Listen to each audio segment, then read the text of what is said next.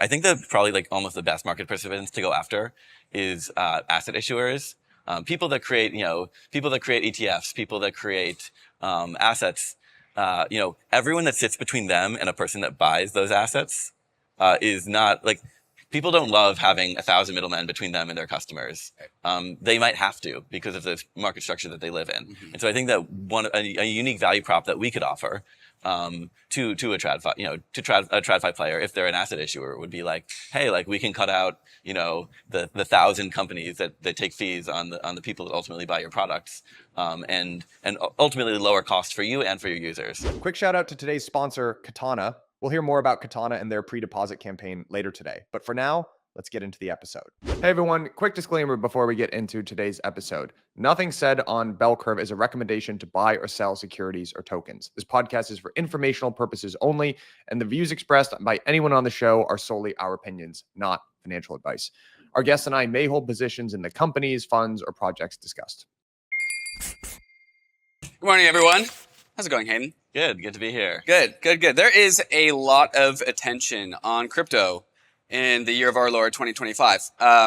The public markets are pumping, and everyone's now realizing that centralized companies like Coinbase, Robinhood are going to be able to create and extract a lot of value from a lot of the innovation that we've made on the on-chain side of the world, which I think just really adds even more emphasis as to why the on-chain mechanisms that we have need to be so incredibly powerful to be competitive with the convenience of Coinbase and the convenience of Robinhood and all of these things. So, Hayden, I think the way I'll position Uniswap, starting with Uniswap V1 and V2, which are pretty like primitive versions of exchanges, but still 0-to-1 breakthroughs in what it means to be an on-chain exchange, on-chain DEX. And now we've gone all the way to Uniswap V4 and also Unichain. I want to kind of like position that as the on-chain world just growing in strength, growing in powers that are competitive with all the same old like market infrastructure that we see in TradFi.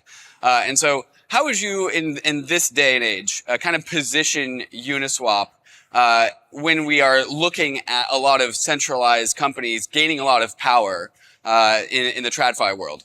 Yeah, so the first version of Uniswap, it wasn't about creating the most efficient exchange in the world. It wasn't about creating the largest exchange in the world. Obviously, it's done pretty well. It recently crossed 3 trillion in trading, but it was about creating something that was decentralized and something that offered properties that don't exist in existing structures. And so, the core idea is you have something like FTX, right, where they had a huge amount of customer funds on their balance sheet, and then it turns out that the funds were not being used the way they said.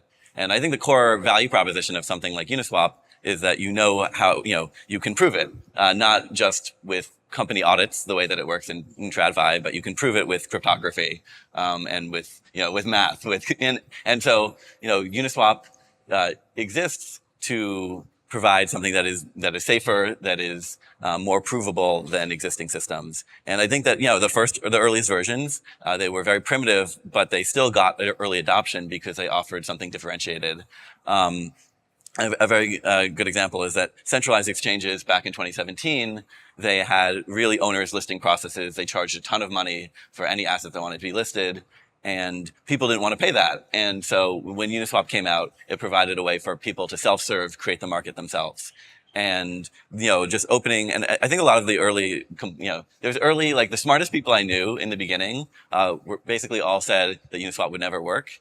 And it was because it wasn't that efficient. But it turns out it doesn't need to be that efficient if it offers something that's differentiated, and opens up the market to new people and lowers the barrier to creating an asset. And then, since then, right, each version of Uniswap has gotten increasingly sophisticated, increasingly efficient, offering, better prices, more flexibility in how people create these markets.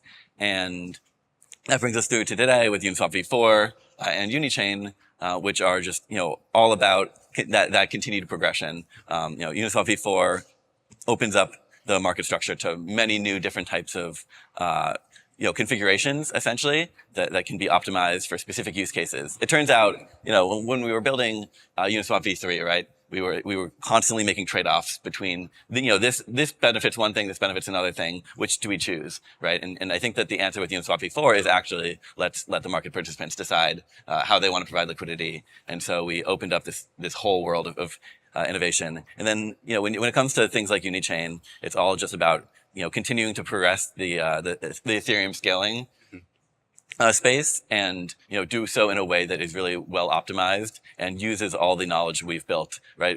I think something that differentiates us in the crypto space is that we build very full stack.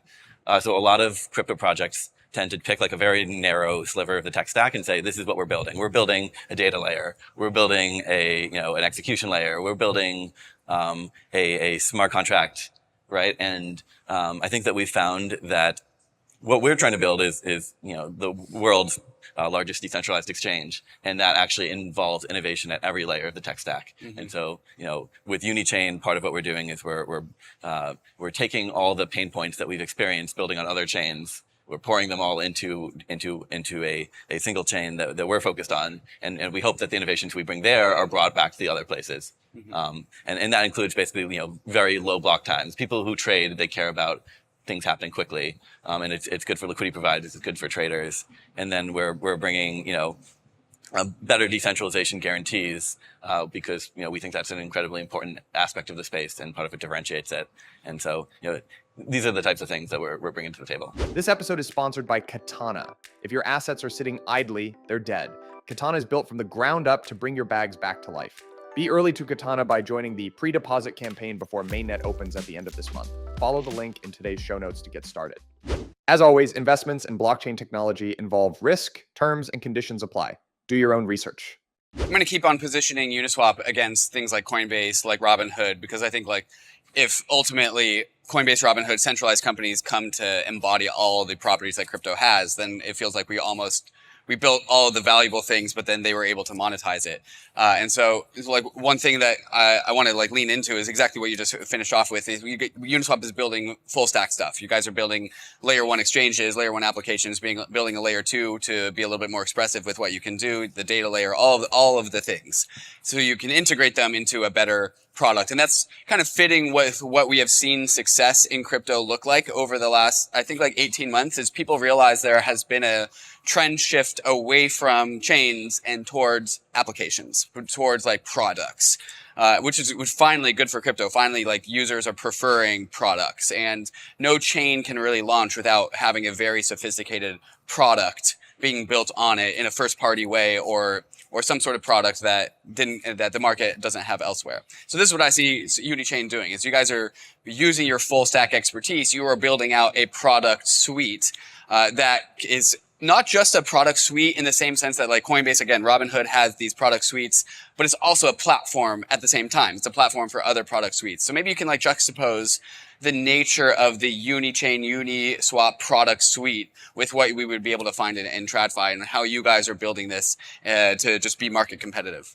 Yeah, so a lot of different places to take that, but I will say that there definitely is an interplay between Uniswap v4 and Unichain and our app suite, right? Things that they're sort of these fundamental benefits. I think a really simple example is that the way that we order blocks on Unichain allows us to dramatically reduce the amount of value that traders lose to things like MEV. And MEV is obviously the way that people extract value from traders based on how the blocks are ordered. Mm-hmm. And I think that when it comes to things I think for a very long time, the way that we continued to grow crypto was just offering something that was differentiated, right? I mentioned that before. But to really take on, bigger financial systems and to win, not just millions of users, which is where we are today, but tens to hundreds of millions of users to billions of users eventually, we have to offer things that are not just different, but they also have to feel better to people. They have to feel better to users than existing products, mm-hmm. Right? Because not every user, we've been in this fortunate world where there's a lot of early adopters who care about the technology, who care about the unique nature of it. And I think that ultimately we have to build products that are cheaper and faster, and easier to use even than TradFi products. And I think that is entirely possible. But it sort of requires almost like what we do is we basically like systematically look at everything that feels like is holding us back, and we try to solve it. Which is, maybe a novel idea, but like, and so sometimes that means developing a blockchain. Sometimes that means building a wallet. Sometimes it means just creating a standard for how wallets connect to web apps, to connect to blockchains, right? And so, and then when it comes to like, TradFi, I think people sometimes think of it as is like monolith. But what you actually have is a lot of different parties with a lot of different incentives and a lot of different problems. I think a good example of this is, a lot of what DeFi does is kind of cuts out middlemen, right? And it sort of, the most obvious one is that it allows you to create an exchange, it allows you to trade assets without having, without even needing to have like a major, huge market making firm, because people can self-serve, create liquidity. But then you also have, and when you think about everyone, I think that probably like almost the best market participants to go after is asset issuers. People that create ETFs, people that create assets, everyone that sits between them and a person that buys those assets is not like, people don't love having 1,000 middlemen between them and their customers. They might have to because of the market structure that they live in. And so I think that a unique value prop that we could offer to a TradFi, a TradFi player, if they're an asset issuer, would be like, hey, like we can cut out, the 1,000 companies that take fees on the people that ultimately buy your products, and ultimately lower costs for you and for your users. And so I think that like sometimes people view DeFi as like purely in competition with TradFi. And I would imagine I would say it's like more in competition with, like, the more a market participant is like a necessary middleman, the more it's in conflict with it, and the more it's like a sort of a fundamental value creator or asset creator. Actually, the more of an opportunity there is. And so it's about like finding, what can we do that helps these people. And I'll also add, like, when you can kind of like think about like the biggest opportunities for crypto is things like like credit card fees, 3%. That's insane, right? We can, if DeFi is successful, we will have removed the 3% credit card fee and replaced it with a very, very, very low blockchain, transaction. And, you'll remove the $25 wire fee. Like, these are the types of things, these are like the opportunities, and users would love to, all else being equal, users would love to,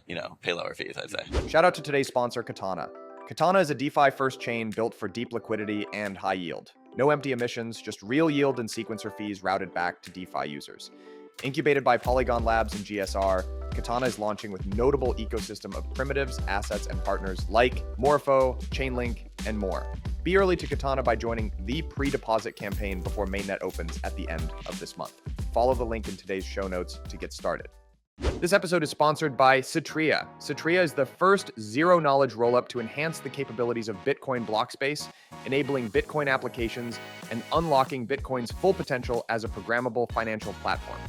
With Citrea, developers can now tap into Bitcoin's liquidity to build scalable payment systems, privacy solutions, and more. Citrea is currently in its testnet phase and is approaching its mainnet launch. To learn more about Citrea, follow the link in today's show notes.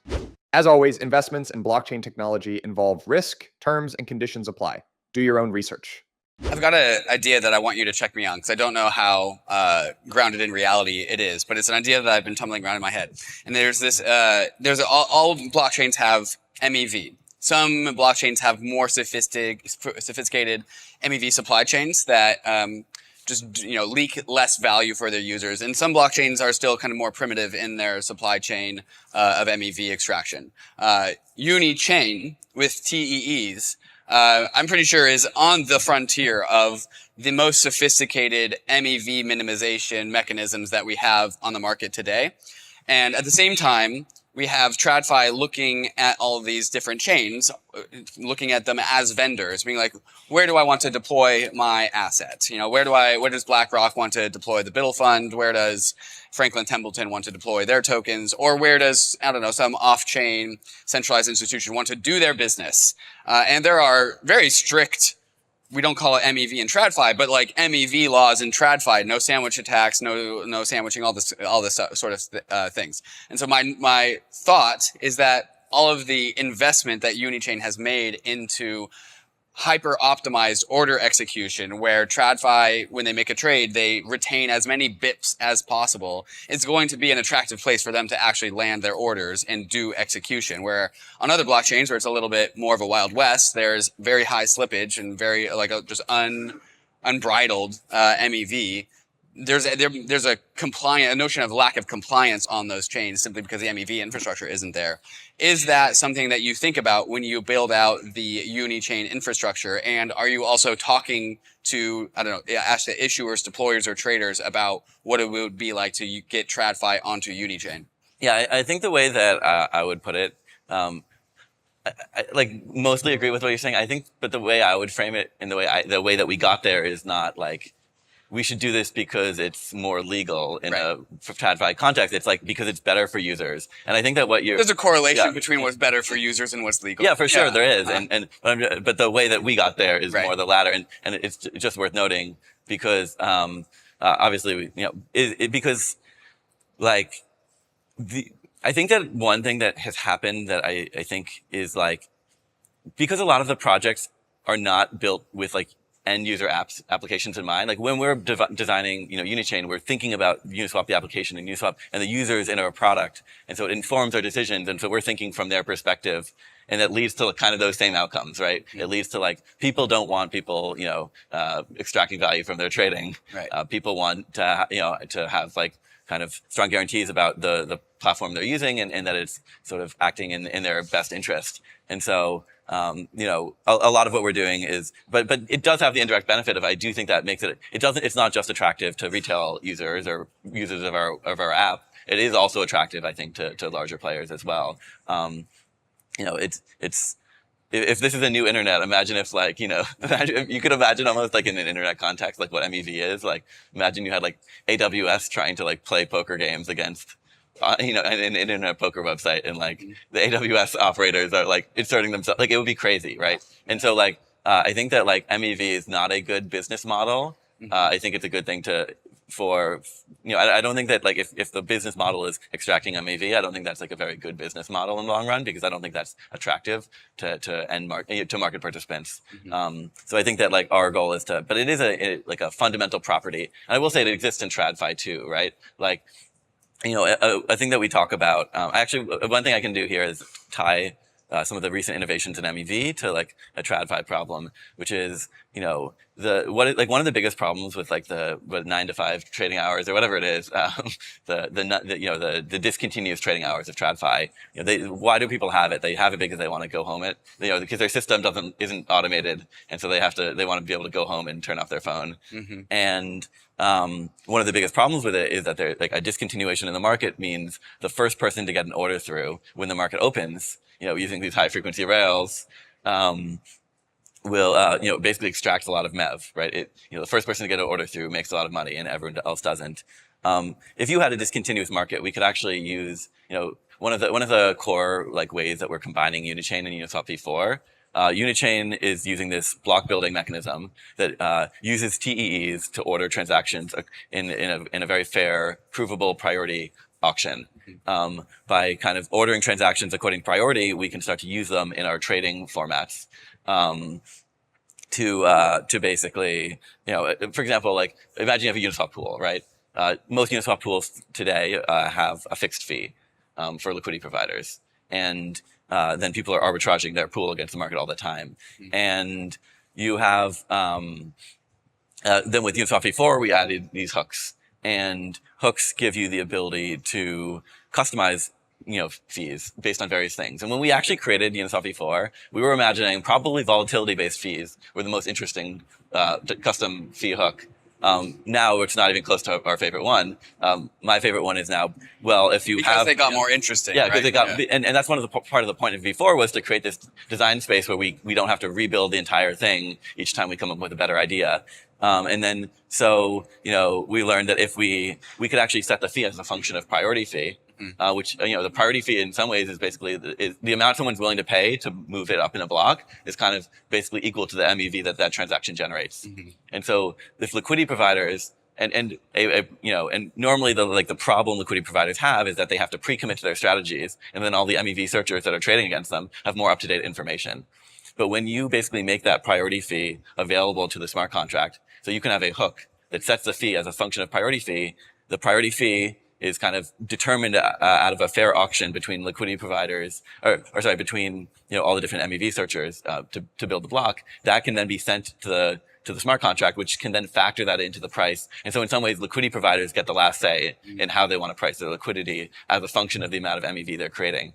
And this is like sort of the ideal pattern that we've conceptualized, and kind of an example of how these pieces fit together. But then to bring it back to this TradFi problem of trading hours, which I did not forget, is that I was thinking about it the other day, and I was like, well, in some ways, because someone made a hook, like a kind of a jokey hook that was like trading hours hook, which was like, it's a version of a Uniswap pool that turns off when the New York Stock Exchange turns off or when NASDAQ turns off.